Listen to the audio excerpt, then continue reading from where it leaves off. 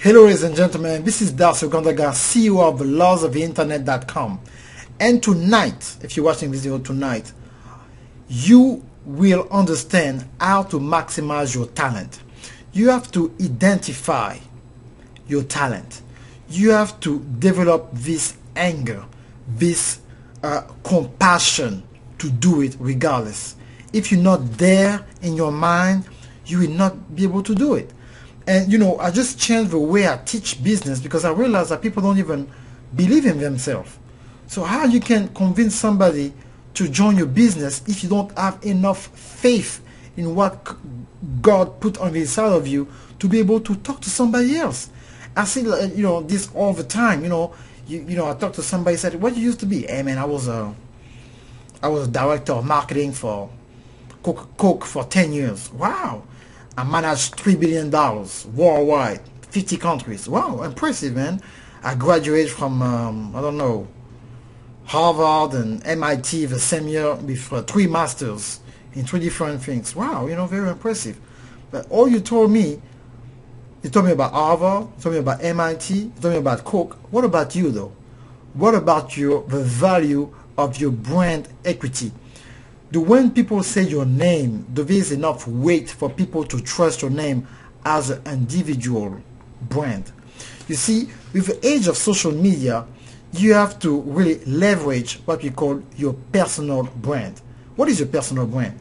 If you cannot leverage that, if you cannot build the intensity and the integrity of your personal name, everything that you've been doing for those big companies, they sound cute. But if we take your master degree, if you take your alumni from Harvard or whatever big company you work for, what did you do as an individual? What your name resonate in the ears of people on social media if you're not on TV yet? That's what we're going to talk about, how to maximize your talent. Are you willing to put the 10,000 hours? Because at the end of the day, you believe in the grace of God, you have faith and everything. So you know what? I'm going to do it. But until you do it, you're not believing. So how you can access the grace and the favor of God if you don't have faith? And you know, that's why I said, you know what? Let me teach on relationships a little bit. Do you like yourself? Do you like your partner? Do you understand your purpose? Do you understand your relationship between you and God? That's going to determine who you are when the pressure is applied to your dream. Because guess what? The pressure is coming.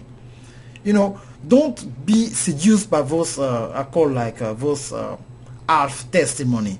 Hey, you know, God told me something, I just woke up and I start doing it. And, you know, the rest is history, man. With God is sweatless. Sweatless victory. It sounds good. You can even change your voice. Sweatless victory. What does it mean? You know, don't use cliche comment. And that's why when I counsel people sometimes, they say, you know, Darcy, I start a ministry in 6 months, nothing happened. I start a business 1 year, nothing happened. Because they never study success.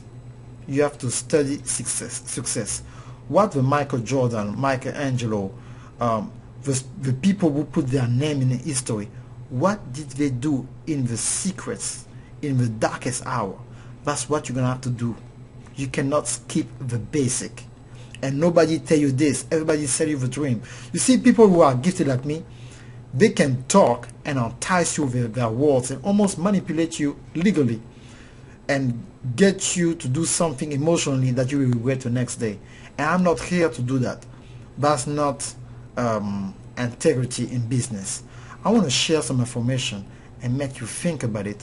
So this information, when you apply it, become what we call tested knowledge. And tested knowledge now become wisdom. So see, there's a difference when you go to school. Most of the time, they teach you theory. And then maybe you got one internship, work with real life situation. And the real life situation is really the way for you to assess the type of knowledge you receive, if it was real or not, because now you can apply it in a real world. So don't be just so confused getting so much knowledge that you don't have enough time, courage, compassion to apply it and to see if it's working. What I'm about to talk about now is tested knowledge. So are you ready? Take your pen or something, shut down your TV, whatever.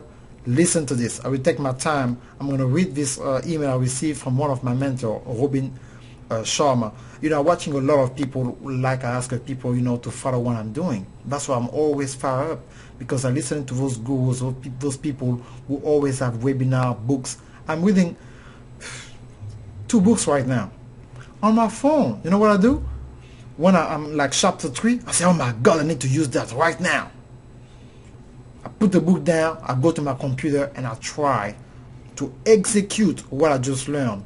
So now I can take possession of that information, because by taking ownership to act on it, now that's where knowledge becomes power. If knowledge is in your head, I talk to people, you heard about this book? Yeah, I read that. You read that? You know about this software? Yeah, I know about this software. Okay, so if you know all that, when are you going to do it? That's the question. Maybe you don't know how to maximize your talent. Maybe you never study success, and you think that people are just genius. Genius are made. You're not born a genius. And I said, that's what you mean. These people who can, play the piano at 4 years old. Yeah, they play the piano at 4 years old, but they drop an album when they're 5. They don't play the piano at 4 and try to drop an album at 40 years old. And now they focus on that alone to develop. There's a development. There's nothing instant. And that's the problem. People, they want instant result. It doesn't exist. Okay? So let me read this. Albert Einstein once observed, only those who devote themselves to a cause with their whole strength and soul can be true master. For this reason, mastery demands all of a person. Beautiful. If you attend one of the events from Robin Sharma and one of his online courses, he's talking about all this type of different process. Okay? So we will talk about something. When you see the most gifted, tennis player doesn't become the champion. The most focused, practiced, and passionate one does. The most talented, violinist doesn't become the virtuoso. The most dedicated and devoted one does. The most brilliant entrepreneur doesn't reap the fortune and change the course of history. The one with the most discipline, work ethics, and grit does. Yes, I know. This thinking is so kind of vague to the way society has told us to consider genius, that the exception. We are told that Mozart, Michelangelo, the Bach, the eminence, the Jordan are cut from some divine blessed cloth. But a growing body of research into exceptional performance, led by Anders Ericsson, who was the first to report the now famous 10,000 hour rules, is confirming that concept of naturally gifted genius is a pure myth.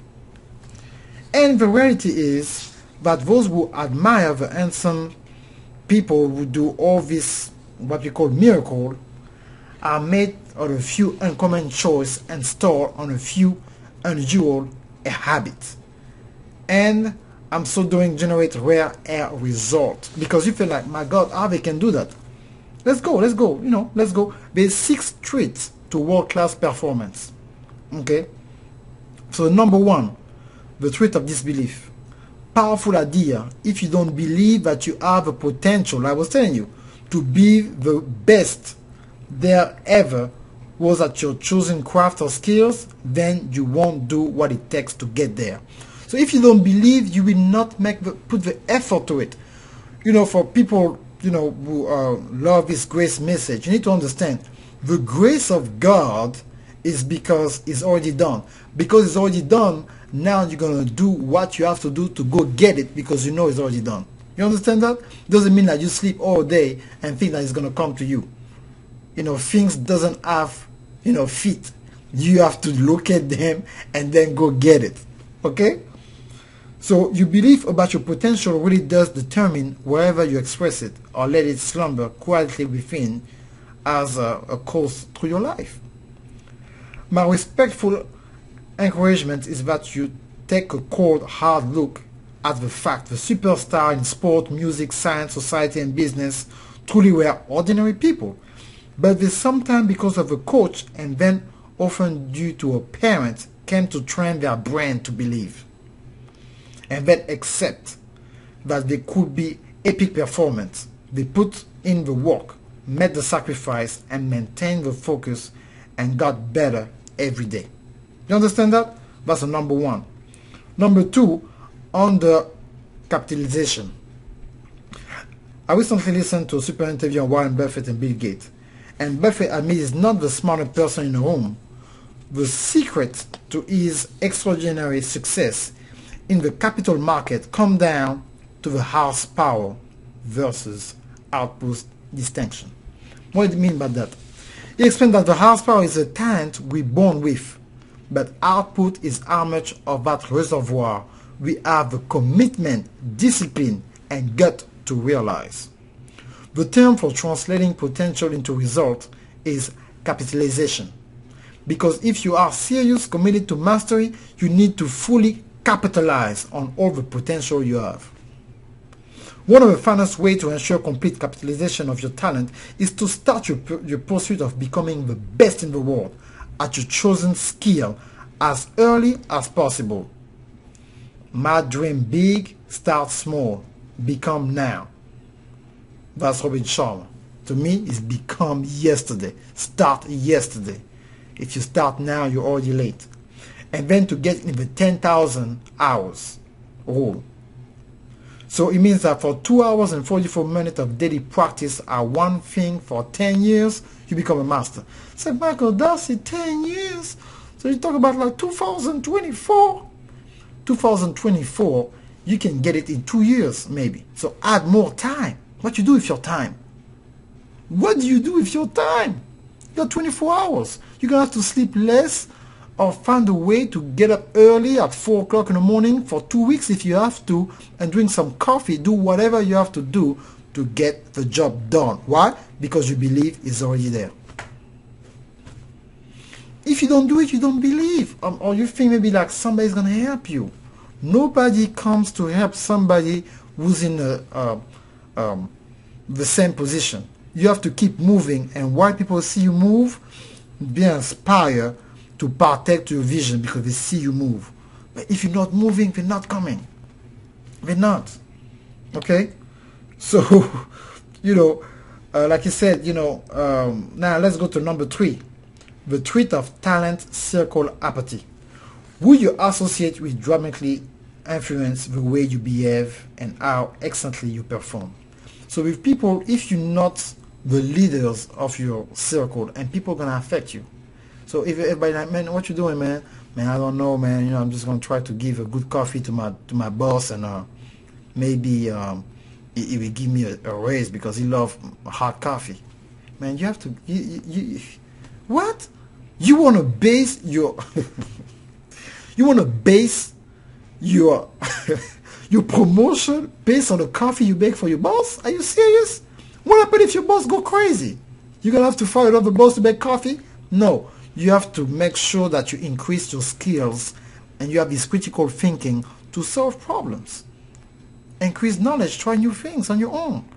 Stay late, come early. Do what you have to do to make sure you put that in practice, okay?